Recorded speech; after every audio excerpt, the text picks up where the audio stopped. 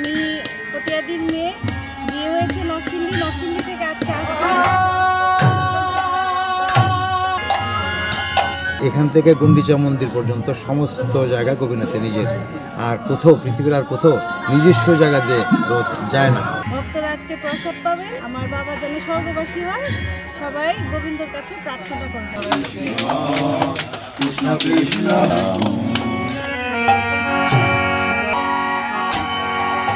খুব সম্প্রীতি হিন্দু মুসলমান বৌদ্ধ খ্রিস্টান সবাই এই মন্দিরে আসে। চরণগুলো নেওয়ার জন্য এই গোপীনাথ বাড়িতে আছি।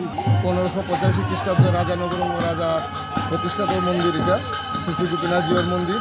এখানে কোনো সমস্যা হয় না, আইনগত সমস্যা, সামাজিক সমস্যা কোনো সমস্যা নেই। সবাই সাপোর্ট দেয় এবং সবাই এটাকে ভালোবাসে, এটার প্রতি শ্রদ্ধা আছে সবার।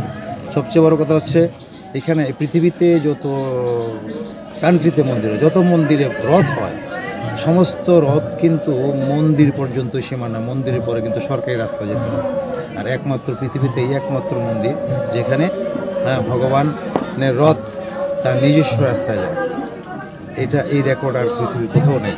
প্রাচীন একটি মন্দির, প্রতি বছর এই অনুষ্ঠানটি সংকীর্তনটি উদযাপিত হয়ে থাকে। বিগত 1 মাঘ থেকে শুরু হয়েছে এই 9 দিন ব্যাপী মহাযজ্ঞ অনুষ্ঠান।